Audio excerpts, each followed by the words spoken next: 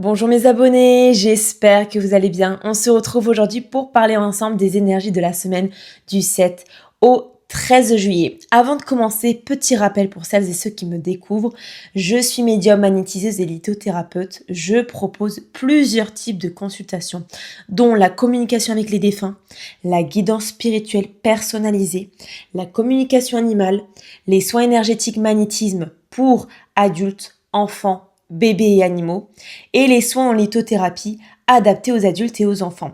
Et chaque matin, je propose un test 100% gratuit pour savoir si vous êtes atteint de magie noire, s'il y a un mauvais œil ou une entité sur vous ou une personne ou un lieu, si vous êtes touché par de la magie noire en amour, quels chakras sont bloqués, quel est votre taux vibratoire actuel et quelle pierre vous correspond le mieux en ce moment. Ces tests sont entièrement gratuits, sans engagement et je les propose tous les matins. Allez, c'est parti pour les énergies de la semaine. On commence toujours avec le milieu du ciel qui est en Gémeaux. Il nous invite à nous exprimer, à communiquer, à nous adapter. Mais cette semaine, il est opposé à la Lune qui est en Sagittaire en maison 3. Il y a un tiraillement entre notre besoin de mouvement et nos émotions profondes. Il forme un sextile à Mercure qui est en Lion en maison 11. Il y a une belle énergie pour s'exprimer avec cœur, oser parler en public, transmettre un message ou créer du lien social. On continue avec Vénus et Uranus qui sont tous les deux en Gémeaux en maison 9. Ils nous parlent de nouveautés dans nos croyances, nos relations, nos désirs, mais ils sont opposés eux aussi à la Lune qui est en Sagittaire en maison 3. Il peut y avoir une tension entre notre besoin de légèreté dans les relations ou même dans les désirs d'invasion qui sont plus profonds. Heureusement qu'ils sont en trigone à Pluton en Verseau en maison 5. On transforme en profondeur nos rapports à l'amour, à la créativité, à la liberté. Et le sextile à Saturne et Neptune en Bélier en maison 7 permet de poser des bases solides sur des liens plus vibrants, plus honnêtes, plus vrais. On continue avec Saturne et Neptune en Bélier en maison 7. Il nous parle d'engagement, de responsabilité, de rêve à concrétiser dans nos relations. Mais attention, le carré à Jupiter en Cancer en maison 10 peut rendre les choses floues ou exagérées. Ne vous laissez pas embarquer par des illusions. Le trigone à la Lune vous ramène à votre intuition, à votre vérité émotionnelle. Et le sextile à Pluton vient renforcer ce besoin de transformer ses relations pour les aligner avec qui vous êtes vraiment. On continue avec Pluton en Verseau en maison 5. Il nous parle de transformation dans notre manière d'aimer, de créer, de vivre notre plaisir.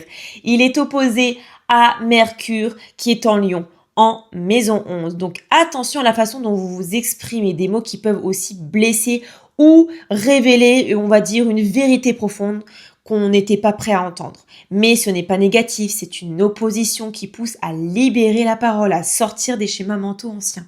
Et grâce au sextile à la Lune en Sagittaire, vous êtes guidé émotionnellement dans ce processus. Votre intuition est juste, vos ressentis sont puissants. C'est une semaine pour exprimer, écrire, créer, guérir. On continue avec la Lune qui est en Sagittaire en maison 3. Elle nous pousse à penser plus grand, à rêver, à voyager mentalement.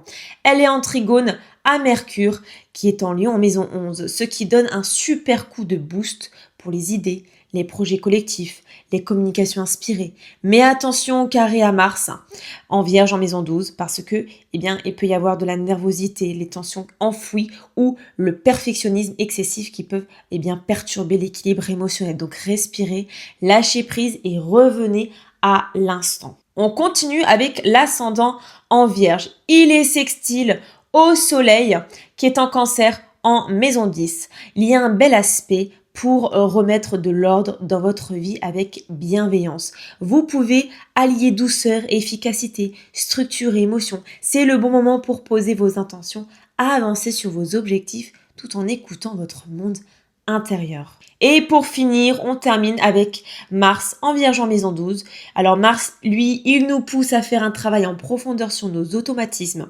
Il est en sextile au Soleil et à Jupiter en Cancer en maison 10, ce qui permet de guérir des blessures, de renforcer notre force intérieure et d'agir avec sagesse. C'est une énergie très soutenante pour les personnes en thérapie ou en transformation ou même en reconversion. Voilà pour les énergies de la semaine qui se terminent ici avec tous les aspects que je vous ai transmis.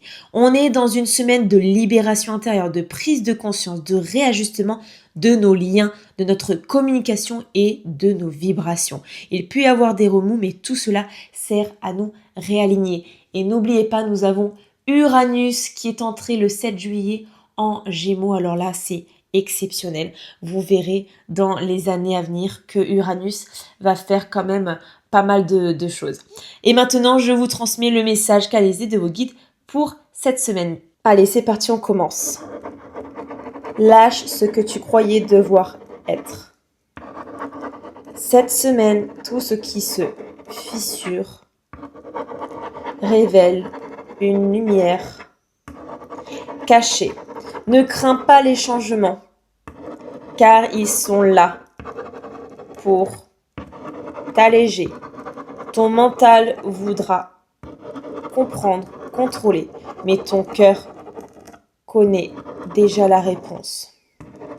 Ouvre-toi à ce qui vibre, même si ça bouscule, même si ça défait l'ancien. Le nouveau ne se pense pas, il se ressent.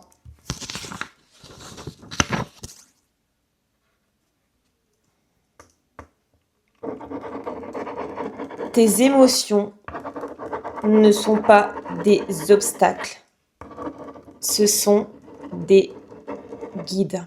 Respirez, alignez-vous, choisissez ce qui vous fait du bien et avancez même en douceur. Vous êtes guidé, vous êtes soutenu et tout est juste.